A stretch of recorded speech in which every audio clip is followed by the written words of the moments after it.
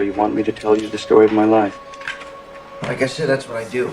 I interview people. I'm a collector of lives. Welcome to Table Talk. I'm Heath, and I'll be your host. This is the show where I go one-on-one with a creator, author, illustrator, publisher, or other mover and shaker in the world of tabletop games, video games, TV, movies, or any other area of the geekverse. You followed me here, didn't you? Yeah, I suppose I did. You seem very interesting. This is where you live? Yes, this is my home. Welcome. So, what do you do? I'm a vampire. That's something I haven't heard before. Guests have included individuals such as Lou Anders, the author of the Thrones and Bones fantasy novels, creator and publisher of the Norengard RPG, and even the author of Star Wars, A Pirate's Price. Bond. James Bond. Well, not James Bond. I haven't gotten to talk to him yet, but maybe sometime in the future. But how about Brian Colin, the creator of the vast, grim, dark horror RPG and sculptor of the world of Revelo monster busts? Mark Tassin, the creator of the world of Italtus, head of Mechanical Muse, and the head developer of the new Cool Name RPG. I've spoken with Jeff Engelstein, game designer and former commentator on the Dice Tower. He and I got deep into the statistics, probability, and psychological function of dice in tabletop games.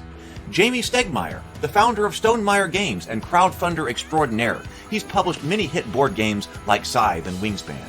I've spoken with Sydney Engelstein from Indie Boards and Cards to talk about what it really takes to publish a board game in today's environment and what it would take for you to get published if you were trying to get a publisher for your board game. I've spoken with Ajit George about game writing, education, and his contribution to Van Richter's Guide to Ravenloft and his development of the Journey Through the Radiant Citadel Dungeons & Dragons book. Let's see, who else have I spoken to? I am Hela, Odin's firstborn, commander of the legions of Asgard, the rightful heir to the throne, and the goddess of death. Yes, I really appreciate her taking the time to speak with me. That was a great interview.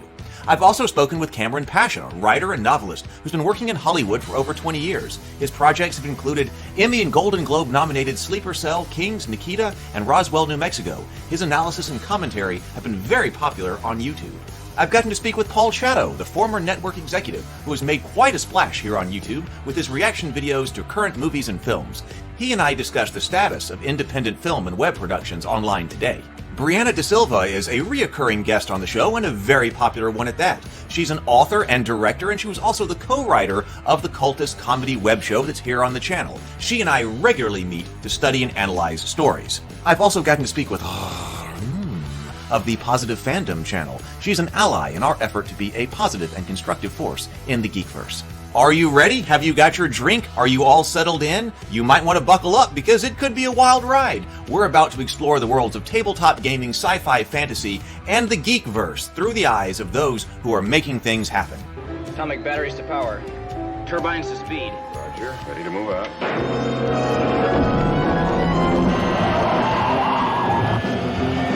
It's time for Table Talk.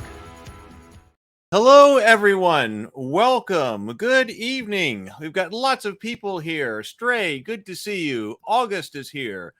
Draco and Charlie Gardner. Welcome, Charlie. So tonight we have Brianna da Silva back with us for our regular reoccurring section on Table Talk, where we analyze stories and storytelling, and specifically we're going to be talking about corruption and the fall today. Welcome, Brianna. Hello. I was like, are you going to bring me on the screen or not? Brianna's here, I think. Yes, she's here. She's here. So sorry about this. So we've got, I was coming. I know. We're continuing a discussion, of course, our general topic about story and story analysis. And if you don't know, Brianna and I not only have been started to talk more regularly online about this, but she and I meet once a week anyway to discuss stories and storytelling and break down stories.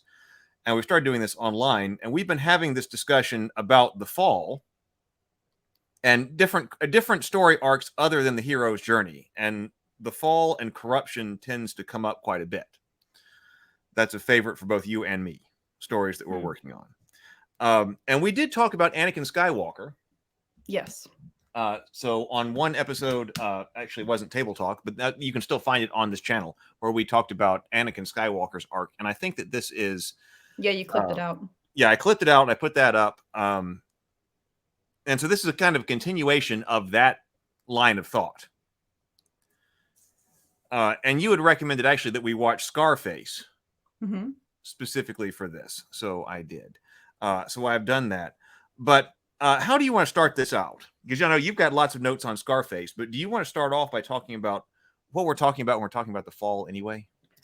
Yeah, so there's basically two things that like Heath and I have been talking about together about like the fall arc and the corruption arc, and kind of like trying to differentiate what the differences may or may not be. Because to me, I see them as two very separate things, but separate things that often overlap. And so, and Heath and I were kind of always talking about this. And when I watched Scarface, I was like, this explains. This is the perfect way for me to explain the difference, because the way I see it, the first Godfather film, not the full trilogy, but the first Godfather film is a corruption arc, but not a fall. Whereas Scarface is a fall, but not a corruption arc.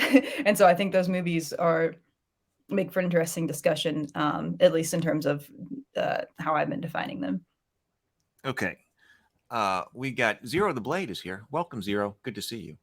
KCon1 says, actually, Arthas Fall in Warcraft 3 was surprisingly well done. I don't know that. Oh, interesting. Yeah. I do not know the art from Warcraft 3. But okay, so yeah, so this is, I think, important to start with. And that's, if we're going to make a distinction between a fall and corruption, what is that distinction? So we do have two examples, the way that, of course, whether you're defining them right now. You said Godfather is corruption. Yes, the first, because the whole trilogy does go, it ends it with a fall. But the first movie, there is no fall yet. So the way that I would talk about the difference is, like, to me, a corruption arc is just, it's more about the character, the character traits or the values of the protagonist. So,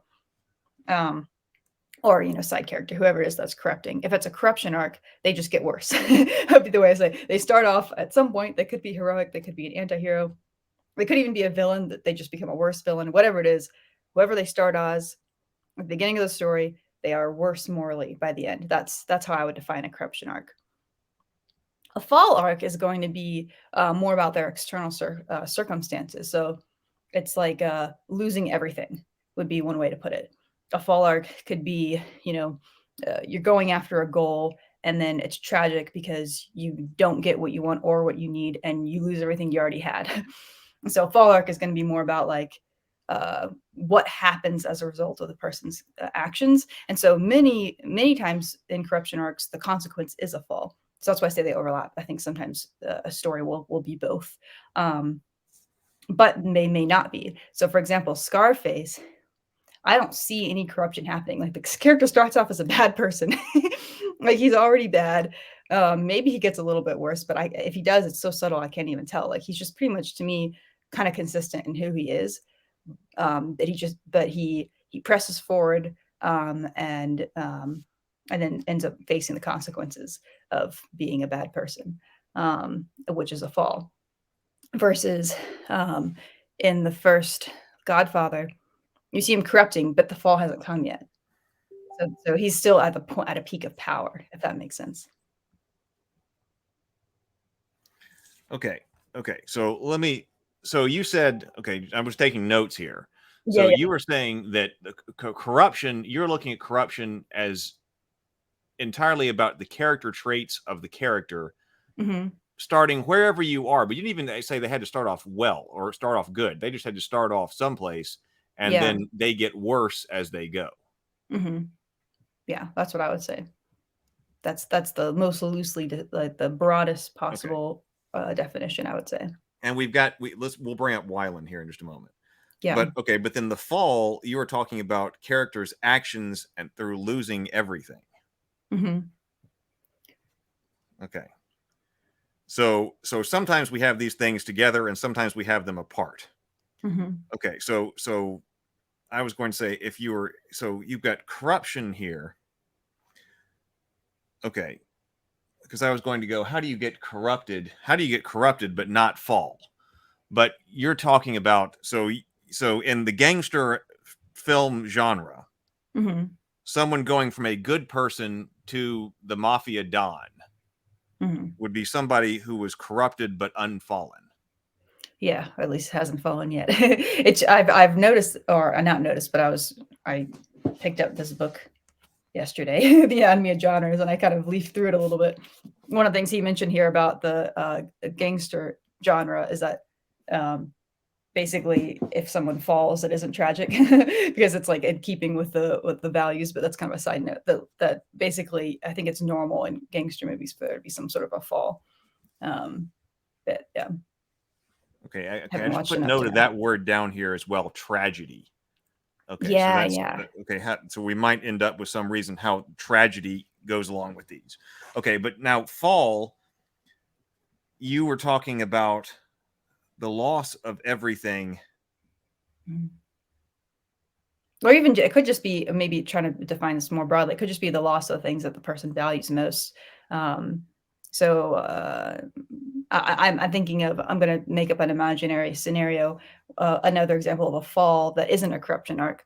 Let's say there is some sort of an executive, someone who's like really successful in his career, and maybe we start there at the movie, so we don't see him like rise to power. Maybe we start with him already in power, but he has a problem, maybe that he is cruel to the people close to him, or he's distant from them, whatever. Has difficulties with personal relationships. And so over the course of the story, he has opportunities to change and become a better person, but he chooses not to. And then by the end, because of his actions, because of him continually being cruel and terrible to people around him, he ends up losing his position as an executive. He ends up losing a bunch of his money, and he's all alone. And that would be a fall arc to me. There wasn't necessarily any corruption because he hasn't changed his character. His character has kind of stayed bad. Although you could argue that maybe it could qualify as a corruption arc if he's getting worse. But I think it's more a situation there of like when we get to Wyland, we can talk about this more. But the idea of like maybe he's clinging to his lie, even more tightly. But maybe his values are still the same. So that's kind of like just a random example.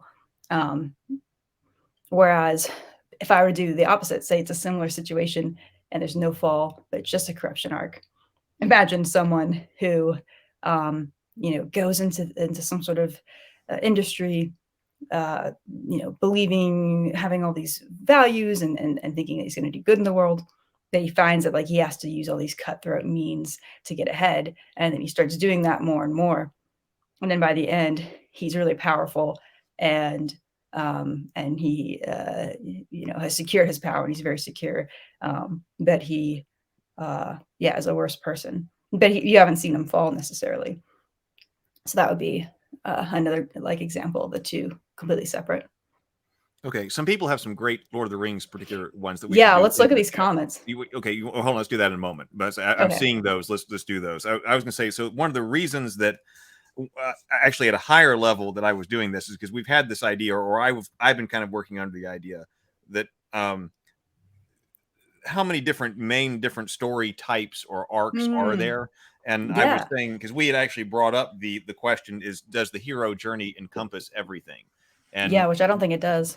yeah, or we'd come up with what I thought, which was Drake's analysis, was that even if in some technical sense you were able to generalize stories so greatly that something like the monomyth was explanatory over all of them, your amount of explanatory power would be so low by that time because of the amount of generalization required that it may not even be useful. So I was like, well, maybe that could be technically true.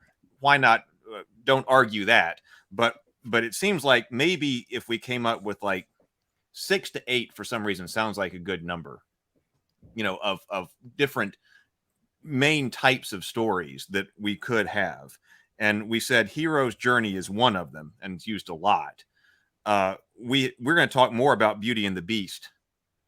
Wasn't that one topic that we wanted to cover? Or no, it was the kind of feminine heroes and stuff like that. Yeah, Beauty and the Beast, but also it was actually Sleeping Beauty that we wanted to talk about. But if we had hero's journey, Beauty and the Beast, it just seems like to me the fall should be one of these main categories. Yeah. Especially as such, because it seems like even though it's not dealt with as much, and I think we don't find as much information about it, but because of something like the fall of Satan, a fall being somewhat, well, strangely archetypical, Oh yeah. but not nearly as well developed when you're trying to study story structure and stuff as the hero's journey is. And the reason for that is merely just as Joseph Campbell being so popularized. I think it's just like this is I said this like at a previous time about it being a trend. I think you're pushing back. You're like, I think it's more than just a trend. It's like, well, yes. The hero's journey is obviously, deeper than that, but it is very, very popular right now in the entertainment industry. That could change. I don't know. I don't know that it needs to be the king per se, but I think the main reason is it works really, really well for like action movies and adventure stories and things like that. So it tends to be pretty perfect. Well, and if you're trying to this. model, if you want, I think you can also see a lot of life in the hero's journey, Mhm. and you're like, okay, this is a pattern by which a lot of life is modeled. Yeah. It seems like you're not, so you're supposed to model yourself after the hero's journey. You're not supposed to model yourself after the fall. The fall would be a compliment. Yeah, that's a good point. So maybe Yeah. something is in the storytelling about here's something aspirational. Here's the story of the hero, what you should be, rather than Yeah. a cautionary tale of the villain. So I was going to say, before we go to the comments, like the thing that I was noticing, which you seem to have not brought up, but what I was thinking about when I was watching Scarface and this is you and Wyland, we'll look at after the comments, Yeah. seem to be much more amoral with regard to these than I was.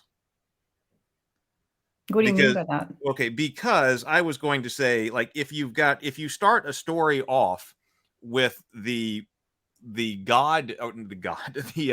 like the mafia don who is involved in horrible, like, just name whatever business that is that are running, drug trafficking, destroying lives, murder, whatever that is, child prostitution, you name it, throw it in there. Okay, but he's the head of all that. It seems like then if you what happens if you end up with his empire being destroyed and him in jail? What arc is that? That's a fall. Okay, see, I would not have said that was a fall. Like up Interesting. I was talking about this because I would have read something about the morality into that we're starting with the guy that it's something, I don't know what I would call that. I have not come up with a word for that yet, but that's like justice will be served or something about justice. Well, yeah, I mean, I mean, yeah, but I think that can be happening at the same time because you can have a character that's the main character and you don't necessarily need to root for them. That's something that I think some people miss is that the main character doesn't have to be aspirational. Like you can tell a story about a terrible person and that can be interesting. Like I felt like when I was watching Scarface, there came a point I kind of respected him at the beginning. But then there came a point where I was just kind of waiting for everything to happen. I was like, all right, let's see this guy fall. Like, this is going to be great because he deserves it at this point. Like, and that can be interesting too. But sorry, I think I might have interrupted your stream of thought. Well, yeah. See, to me, I just feel like there's some other word that I need, and maybe there isn't one, or maybe I don't need it. But I feel like when we're talking about the fall, if you're talking about the fall of Satan, that you start with the ultimate good angel. And then you end up with him in hell. And so that's from good to evil. Or when you think of the other one that we had talked about with Anakin Skywalker, and Anakin Skywalker did not have to be the story of the fall, I don't think. But the way that it chose to kind of go with it, that this is what we got. And so we went from what was supposed to be the ultimate Jedi to Darth Vader. So how someone goes from good to evil, to me, I would have said is something that's characteristic of the fall. But that's very different from saying, like, if you start off as Darth Vader and then at the end you're punished for being Darth Vader, well, yeah, you fell because you're no longer the emperor of the galaxy or whatever. But to me, that feels like something different is going on. Yeah, that's interesting. It seems like you're kind of the way you use the fall encapsulates both, I think. Yeah, that's interesting. Maybe we should The parse that fall out and more. corruption. Maybe I'm trying to get on the same page. This is why we've discussed this because we've both been kind of using these terms differently. And trying to understand how we're using Maybe them. so. Maybe that's why I was having difficulty with fall versus corruption as you were talking about them, because because I had the moral element in there. Like, in order for something to be corrupted, I think it has to. I mean, I guess maybe there's an element there. You were talking about he can go from bad to worse, but Yeah. if you're corrupted, you're going from good to bad. Like, I would think. So maybe that's where my understanding was different, because I had this moral overlay that you and Weiland also does not seem to have. Yeah, I think the morals, the way that I see it, is kind of like on the side, in a sense where it's like I mean, it's certainly a part of it, because I'm still making a value judgment. I'm saying this person is getting worse, so I'm saying that there's some, you know, agreed upon moral standard there in the storytelling. Whereas for the fall arc, it's like, to me, the way we're using the word fall, it how moral they are doesn't affect whether or not it's a fall arc. That, like, Right. or maybe I should rephrase that there's an assumption that they are going to be bad, whether they start bad or not. That I see a fall arc as always being consequences. All is consequences. Yeah, I guess that's kind of like one of the things that, because when it comes to corruption, there's several different. Actually, Weiland talks about this too in her article too. There's several different things that can come as a result of corruption. One can be like, you go and you get everything that you want, but it's not satisfying. That actually happens in Scarface about halfway through, where he gets everything that he wants, and he very openly is like, "Is this it? Is this everything?" And he's just like, he's completely unsatisfied, and so that can be one. That's like a certain kind of a tragedy. Another tragedy can be they get what they want, but it's not just that they're uncontent, it's that they have to keep going. Like, they have to keep increasing what they're going after, because it's similar. Like, it's still not satisfying. And then another one would be they end up not getting what they want or what they need. Or they get what they want, but not what they need. Like, there's usually some sort of a tragic element involved, ultimately. But there's a lot of different ways that can go. And to me, like, the fall is one of those kinds of consequences that can happen. So technically, I would say Scarface has two of those. That he's unsatisfied, and then after that, everything falls apart. And it's interesting because he starts to have a little bit of awareness. Well, we should come back to that later. But it's like he almost could redeem himself, but he doesn't. Okay, let's look at some of what people are saying about the Lord of the Rings stuff. I'll let you take them. It's a whole bunch of comments. Okay. See, I don't know Dragonlance well enough. You know Dragonlance? Nope. Okay. So Stray says Theoden from Lord of the Rings was corruption, right? Was Theoden the king of Rohan? Yeah. Now. Yeah, but then he gets, he got corrupted, I would say, kind of before the story, and then he gets redeemed. Yeah. See, I think that K Khan was like, that's more of a case of bad influences, because he's kind of just cursed. Yeah, in the movie, he's very deliberately under a curse, and he has to be exorcised. And then in that isn't quite, it's there. It's not quite as overt in the movie. I mean, in the book, but it's the advisors. I guess in a certain, well, you know, they've let the worm tongue crawl into court and poison the king. But I don't think that Theoden's arc overall. Yeah, a better example would be Boromir, who does corrupt, but then redeems himself very beautifully.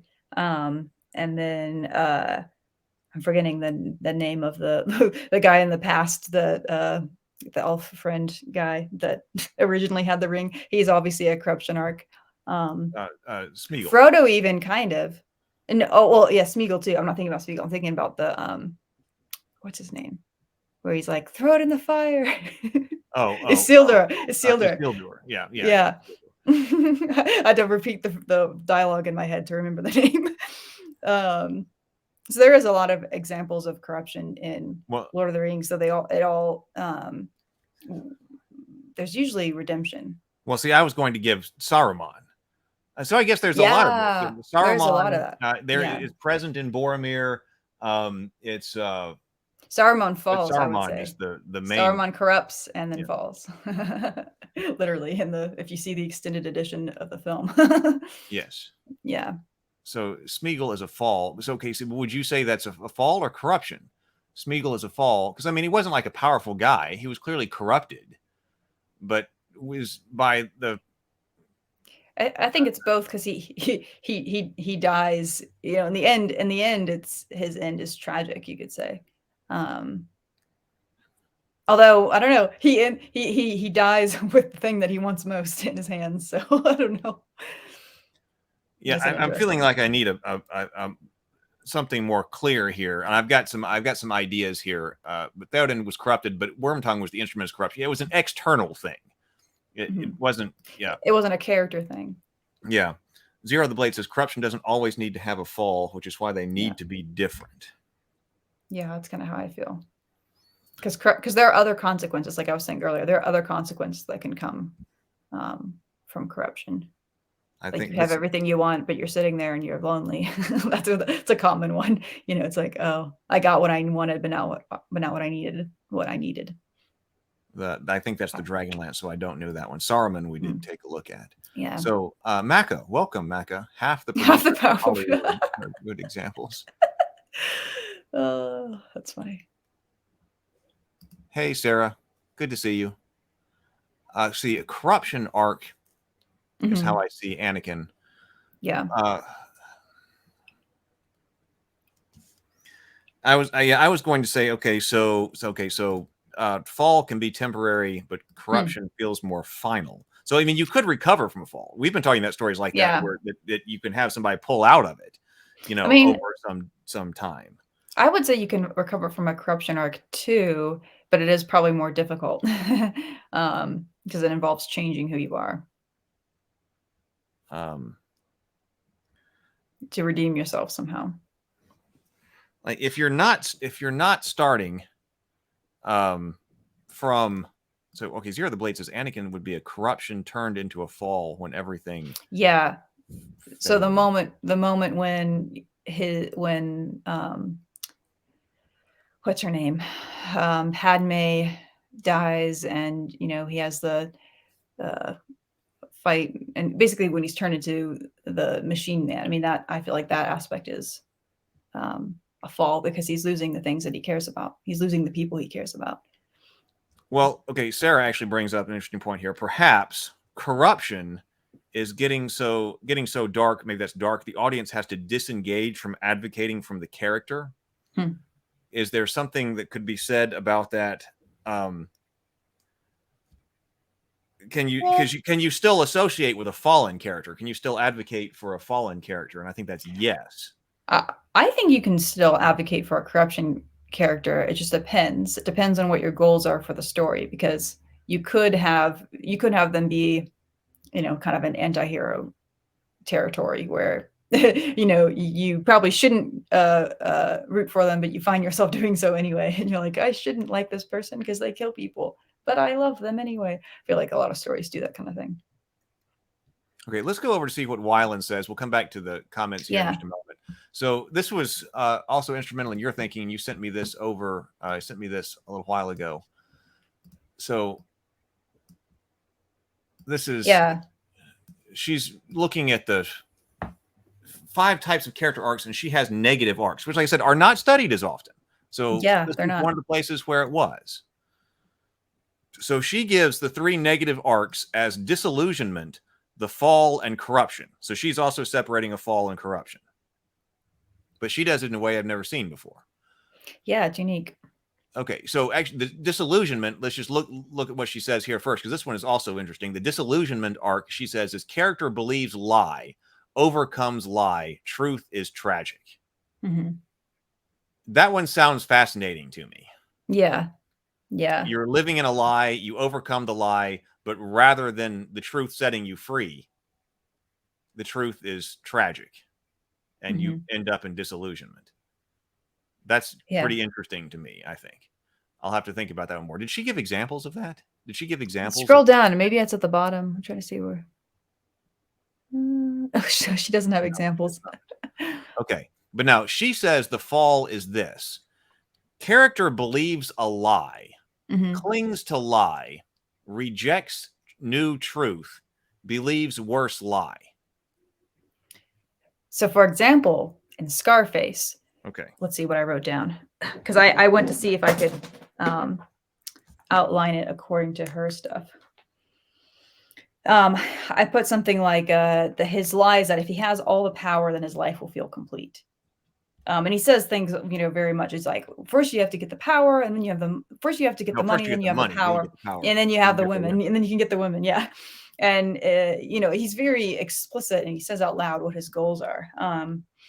I noticed also on a side, like his ghost or whatever, like his wound would be his experience in prison, where he was, under communist China, under communist Cuba, where he can't stand to be controlled. He can't stand having other people tell him what to do, feeling powerless. So that's why I think he craves to be in power. He has to be the opposite, basically. Like he hates the communists, but he kind of almost wants to become one himself in a way. Like he hated being bossed about, but he wants to boss others about, which is interesting. So that's the most important thing for him to do, is to gain control and power, to be the one, telling others what to do.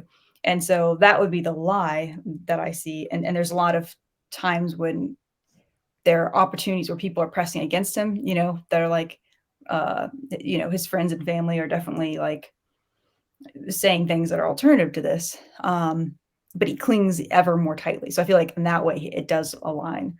And Yeah, but there was a lot of it clinging to is. that lie. Yeah. Yeah, but it's a little bit different. And I'll should I get into the ways that it's different, or do you want to keep going through first? Let's go ahead and let's go ahead and talk this one out. That's fine. Yeah. So because she has this like marked out, she's like act by act, here are all the different points. And it doesn't really align. So there's like she's saying things about like how there's the first hint the lie will not save or reward. I didn't really see that happening. To me, it seemed like what his journey is for much of it is he keeps just clinging to the lie. Like he doesn't make it a turn towards truth or anything like that. She talks about, half-hearted attempts at the truth. It's like, no, that doesn't happen. Like he just keeps committing. And that's his story. And then, so there might be something around him glimpsing the truth, as she says, when there's that important moment towards the end of the story where he refuses to set off a bomb that would kill a woman and 2 children. Yeah. Because if he does this, it's going to protect his position of power. I think this is important because that's a moment where it's like he keeps clinging, going further and further, and he finds he has actually a point where he won't go any further. He's like, okay, this is too much. There is a moral place where he would stop. Some things aren't worth it. So it's like he's starting to sort of glimpse the truth, which is to say something like, some things aren't worth it. There are things that are more important than power. It's the people in your lives. But I think that his tragedy is that he realizes it too late, is that he starts to understand this. And because after that moment, you see him shifting his focus. It's towards the people in his life. He starts trying to talk to his wife, but she's left him. He's trying to reach out, to his sister. He starts becoming obsessed with finding her because she's been missing. But then he just keeps messing everything up and makes things way worse. And so it's like he starts to understand this, and he does something really horrible, which I don't know if I should say or not. I mean, I'm kind of spoiling the story for people anyway if they haven't seen it. But he does something really horrible. And he has a moment of like, what have I done? Like how did I just do that? Why did I just do that? But at that point, it's too late. People are coming to get him. So she talks about a last ditch attempt to salvage one. I feel like the third act does, like how she lays it out, does kind of align with the story. Complete failure to gain either want or need. He definitely had that. Yep. Ditch attempt to salvage want. I think that's when he's like trying to, like, he's trying to tell, I mean, I'll just spoil things, but he's trying to like talk to his dead sister. She's just sitting there and he's like, I love you. I love Manny too. Like, he's like trying to, like, in his drug addled state, like trying to like fix these horrible things that have just happened. Yeah. I was going to say the sister has to do with the last ditch attempt to salvage want. Yeah. Too. Yeah. And he's like, I'll be right back. He's saying this like to a corpse.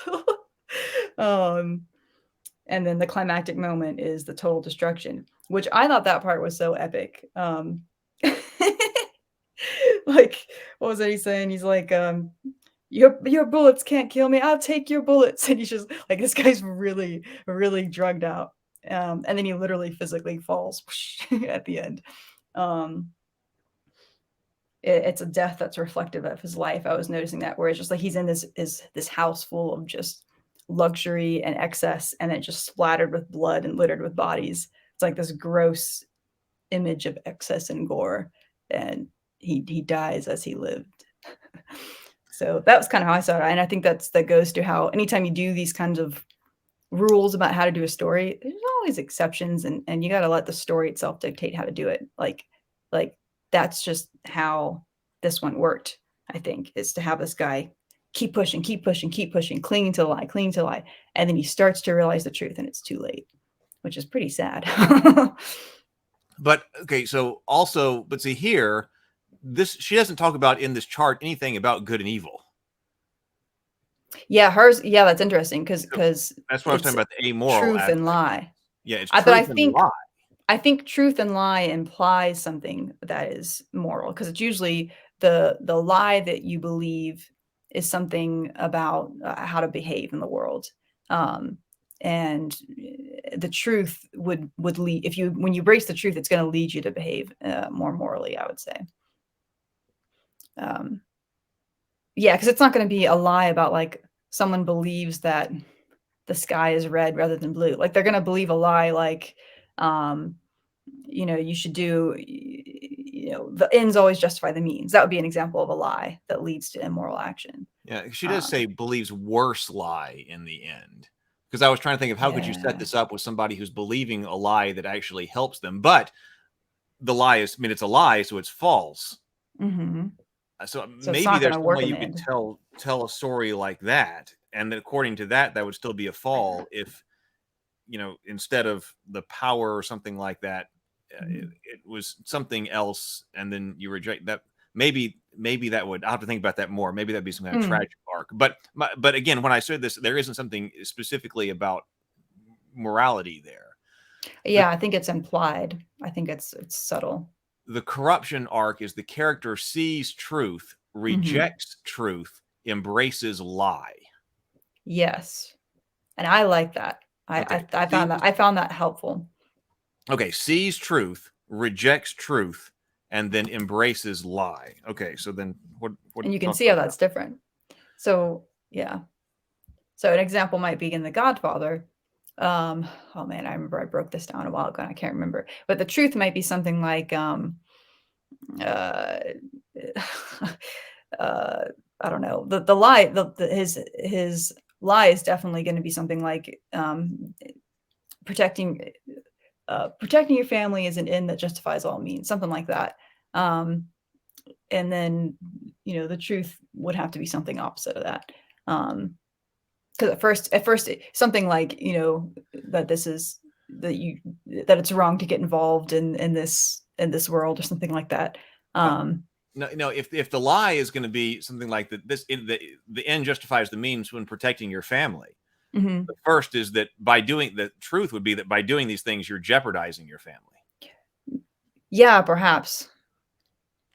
And then later and I don't know exactly where this lines up with that, but that if you thought that actually your behavior is jeopardizing your family, but then you reject that and instead go with the ends justify the means with your family. So I don't know, but again, we're talking about corruption in truth, in terms of truth and falsehood. Well, I think I could make the argument, because you're saying this isn't morality. You could make the argument that it's actually a very strong sense of morality, because you're saying that morality is not an opinion; it's a matter of truth. It's a matter of what's true and what's false. That if you are someone who behaves immorally, what that means is that you have false ideas about how the world works, which is kind of an interesting paradigm. I guess that's kind of a whole philosophical question that you could get into. But because I would say, because to me this is very much about morality. It's just like a different way of thinking about it, because no one says to themselves, oh, I'm going to be a bad person today. Whenever people do things that are terrible, it's because they have some paradigm in their mind that justifies it. Yeah. And so that's why I like thinking about truth and lie, because it's like you have this lie that makes you think that this is a good way to behave in the world. Well, and that's fine. That's I don't have a problem with that from the internal perspective of the character, but the audience could certainly be looking at it from the beginning and making a moral judgment. Yes, which they should, but you as the writer need to be thinking about it from the character's perspective too. So To maybe try to understand them. maybe this is written more character focused Definitely. than external focused. Because I was trying to think of, okay, well then if we're talking about the archetypical story of the fall of Satan, Yeah. and so I guess in both of these, I see both of those according to her, the way she lays this out, the fall and corruption. So the fall arc, character believes lie, clings to lie, rejects new truth, believes worse lie. The lie is obviously that I am as good as God. Yeah. I am as good as God, clings to lie, rejects the truth that he's not, believes worse lie. That I am the God of my own universe. I will rule in hell. So I guess that would be the lie there.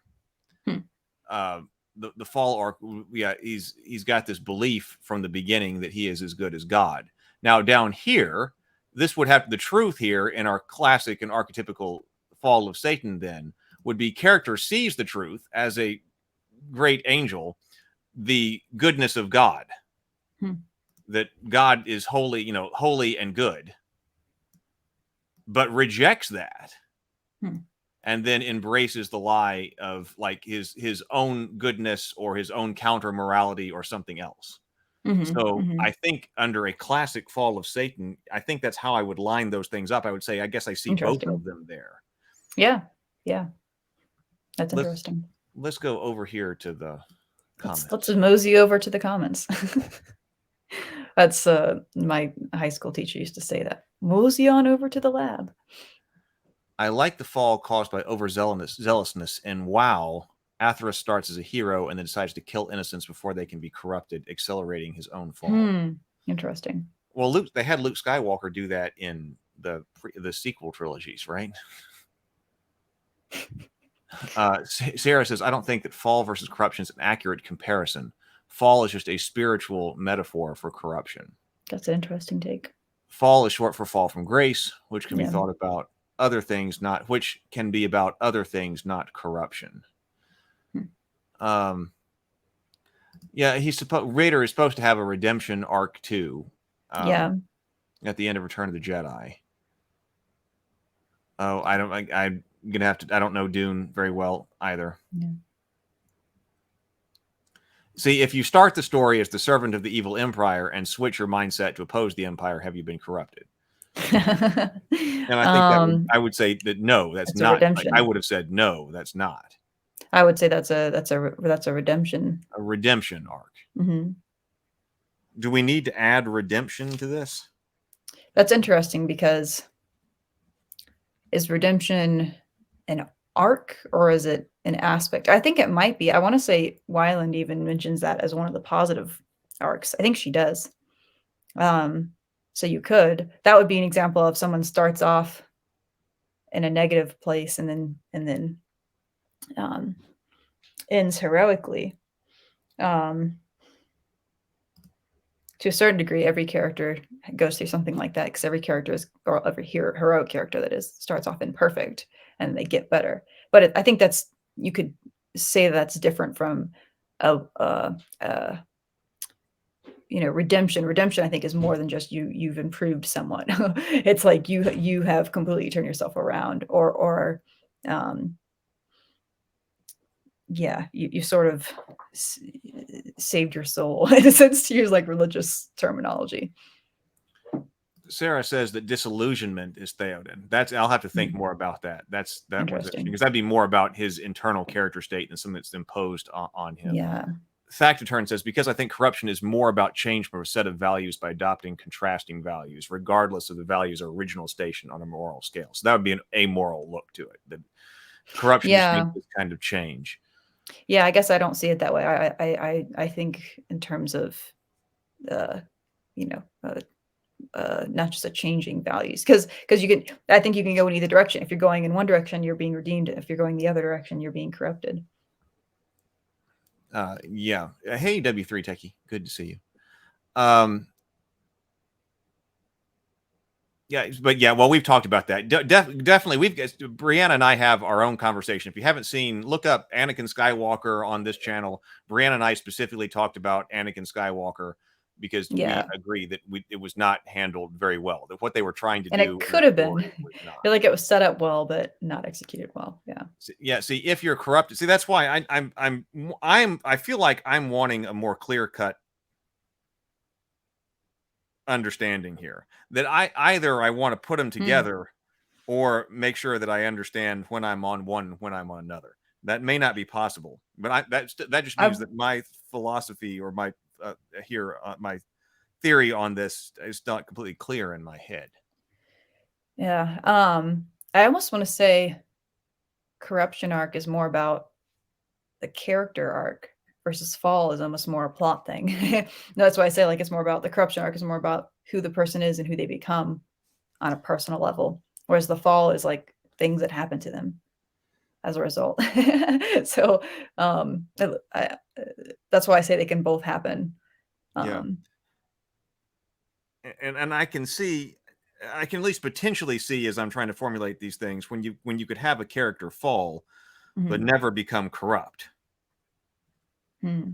Yeah, you could have that, and I don't know if I would like that, but I was thinking about that in the back of my head too. That like you could see someone falling. Well, but you say that Scarface, that he fell, but he was never corrupted. But you say that's because basically he just started as a bad Right. person and then it just continued. His corruption And has already happened. His corruption was in the past. We didn't see his it occur. corruption was in the past. So you Yeah. either don't see more of it or it just amplifies. It ramps his level of violence, ramps up throughout the entire Mhm. thing. So you do have that.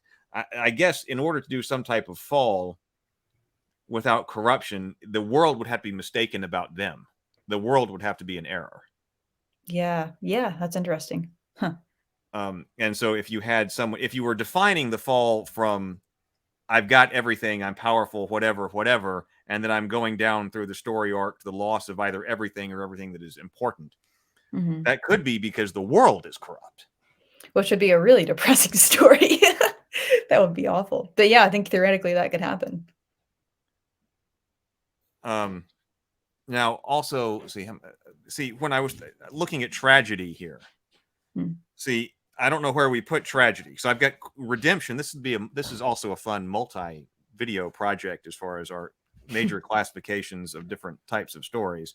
So I Yeah. put redemption there as a question mark because we may have that in other things. It may not be a specific story type. We could add that in other places. But Hmm. you brought up tragedy at the very beginning, and I think that's a really interesting one because uh, some people might say that something like The Fall is a tragedy. That you're telling a tragic story with The Fall.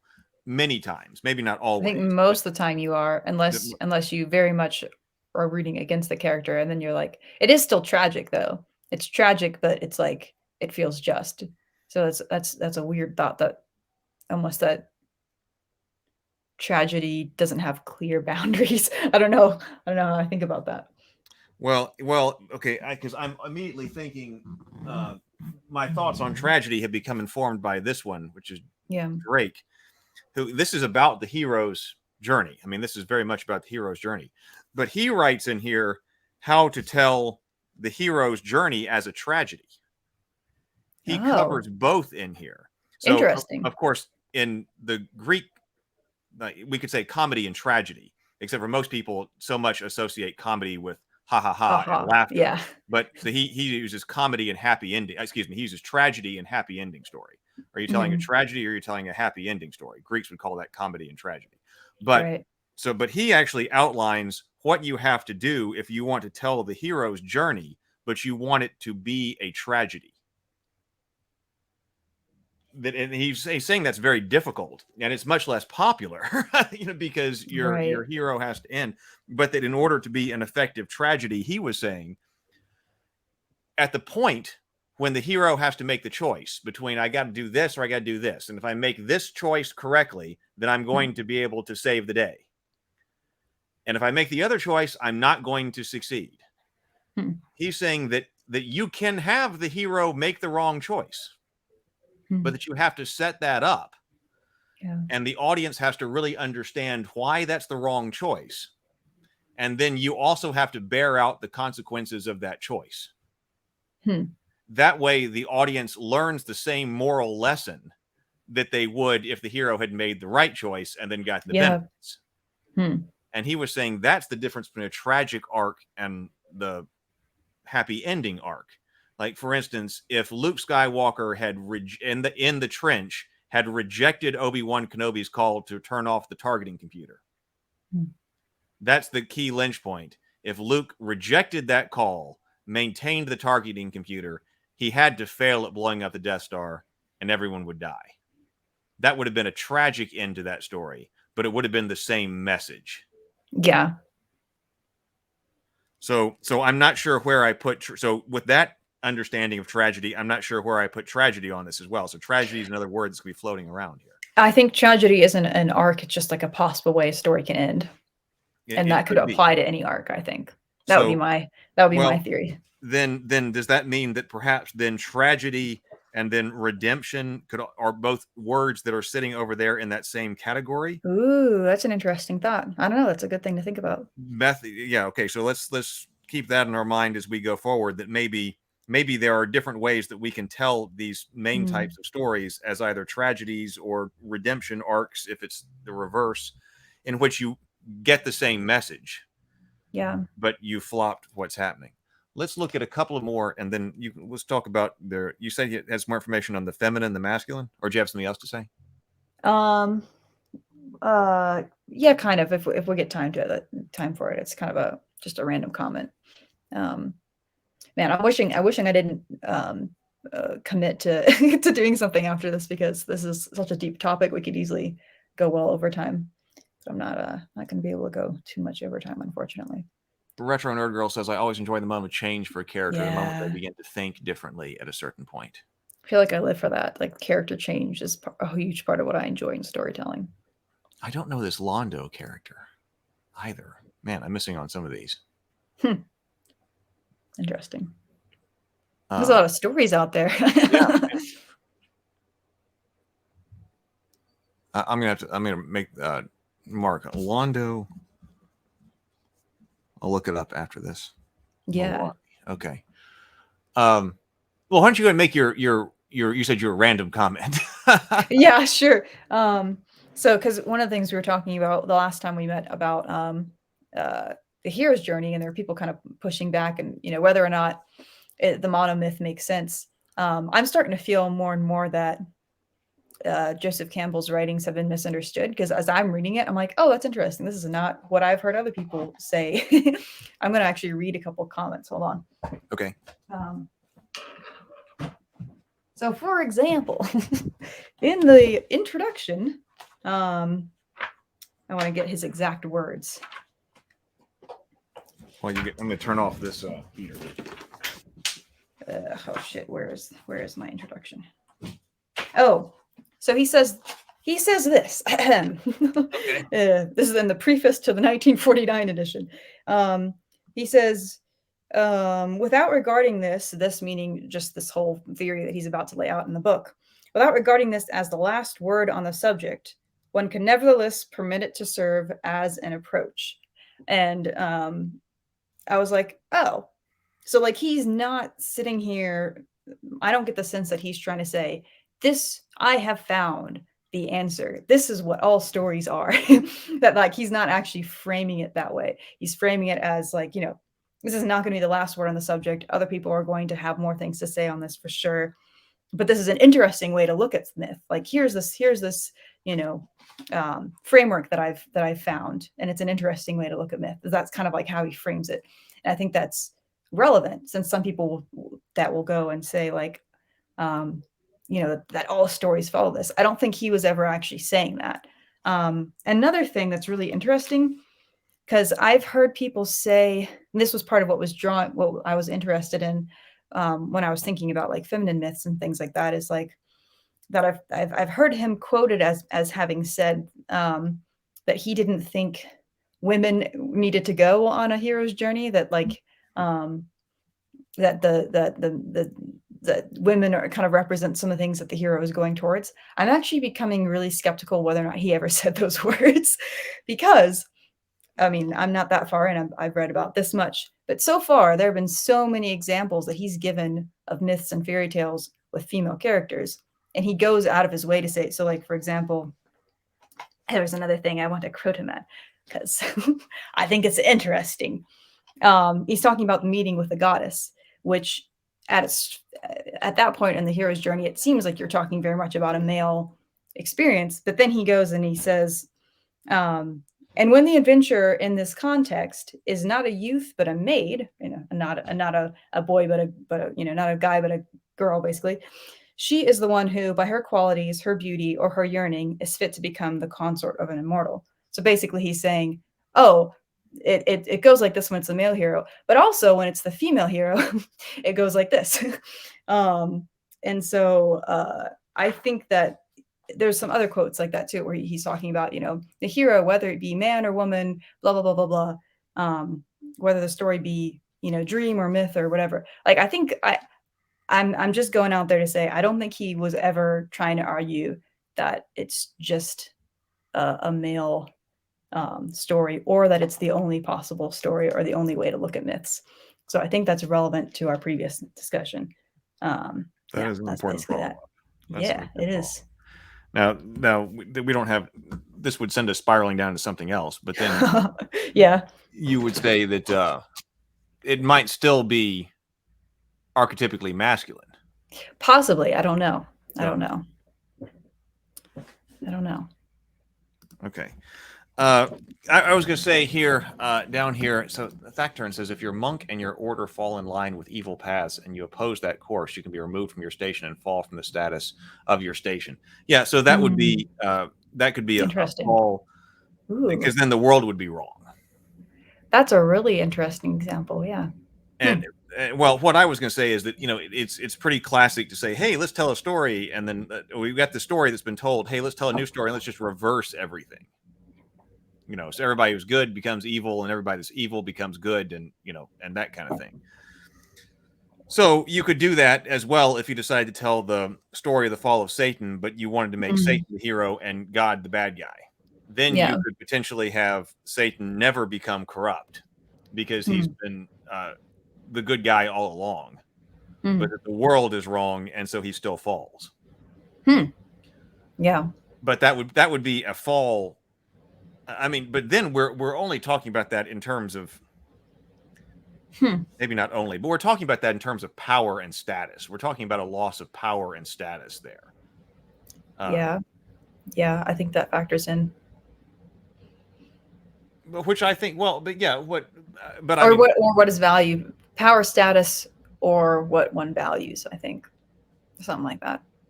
Maybe I don't have the best definition. Well, I was just saying that then we don't have that. If we're just saying that the fall is something about you were going from a high status position, lots of power for everything you want, and that's all taken from you. Well, I mean, I guess I'm just saying, is that all it is? Maybe. And to me, it just seems like there should be something more there. I guess my inclination is there should be something more there. That there needs to be some type of moral element, moral dimension to this. I think it's that it's like you said, that there's that sort of a fall, there's a loss of power or status, but it's as a result of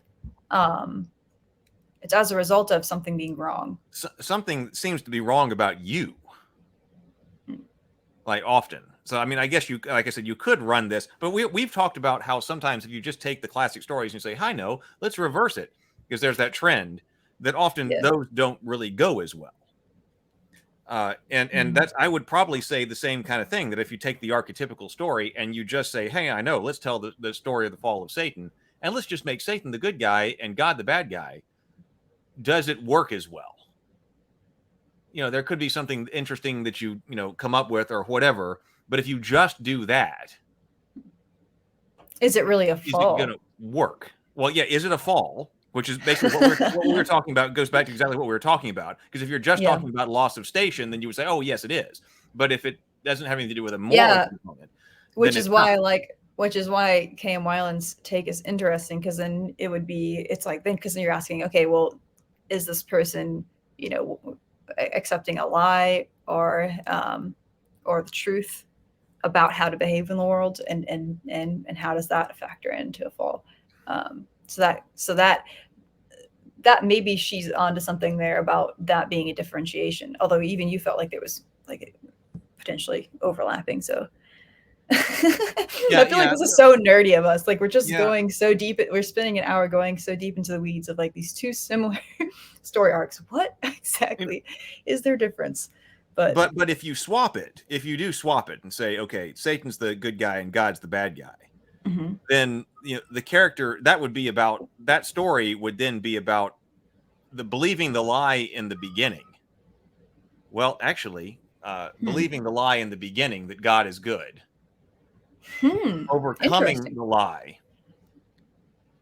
So that would be more heroic. Ooh, that's fascinating. Now, you could even put somebody into the disillusionment if the new truth that Satan discovers is just as tragic. That almost sounds like that is a disillusionment arc version of Satan when you put it that way. That's really interesting. Yeah, because maybe it's one. Well, it depends which way you want to go with it. But what if Satan realizes that he can't defeat God anyway?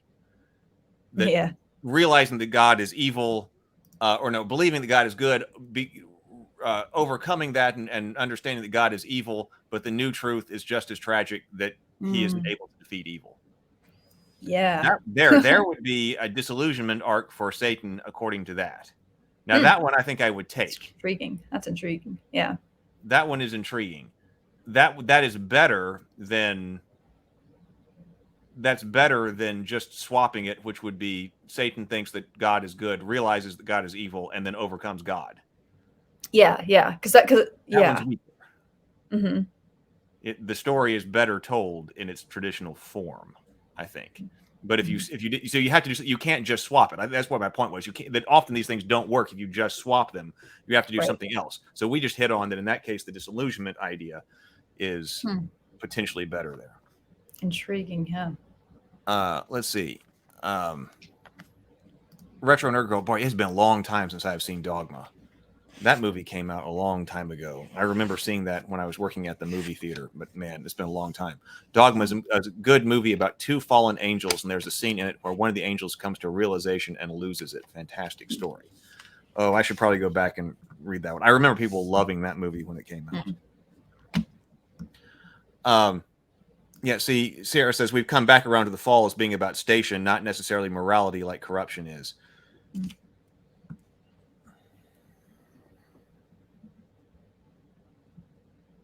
And I'm not sure. Yeah.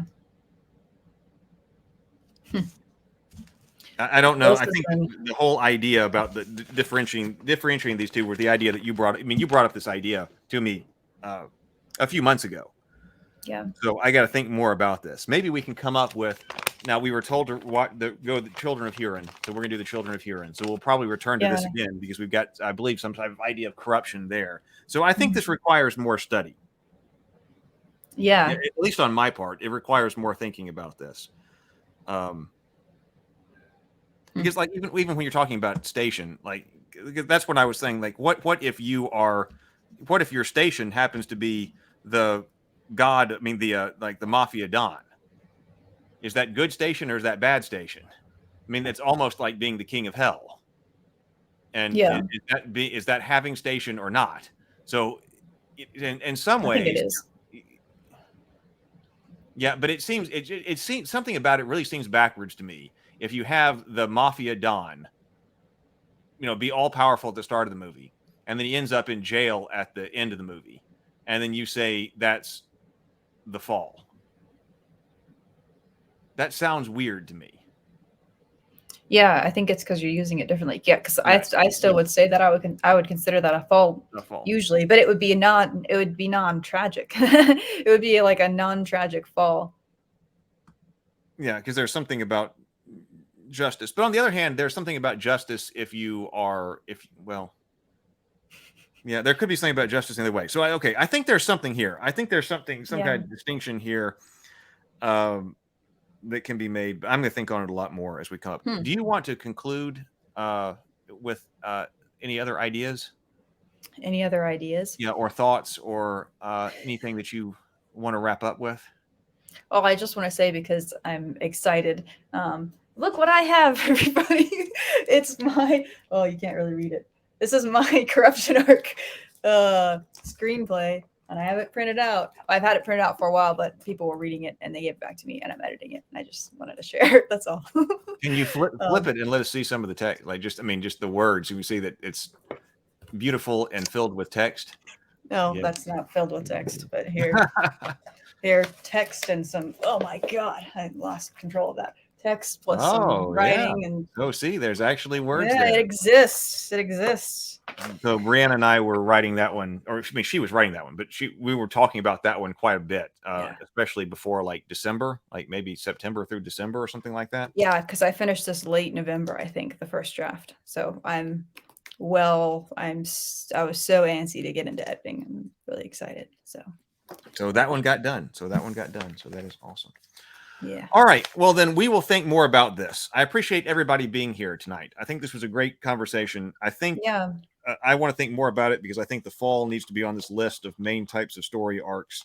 But how exactly that relates to corruption is something I got to think more about. And maybe if we come up with some more movies or stories like that we can. Maybe we. Yeah, because I'm also studying both of them because for me, I'm planning out essentially two volumes of a corruption arc and then a fall is what I'm doing. And so as I'm using the term, so it matters a lot to me to study these as well. So I'm sure we'll have more to discuss because I'm continuing to read books and watch shows and movies and things that help me. So you're going through two levels. You're going through two levels of corruption and then one fall. Yeah. At least as I'm imagining it as screenplays. Oh, I would probably have to adapt this into another form as well, but like a comic series. But yeah. All right. Well, thank you very much, everybody, and thank you very much for being here, Brianna. Yeah. Yes, do come join us on Discord if you are here. I have really enjoyed this. And we'll be talking about the Tales of Rapavania at the Morning Grind in the morning at 9:30 a.m. And then I'm trying to come up with somebody else to be on the show for maybe a Thursday table talk. So we will see. Thank you, everybody. We'll see you later. Bye. See ya.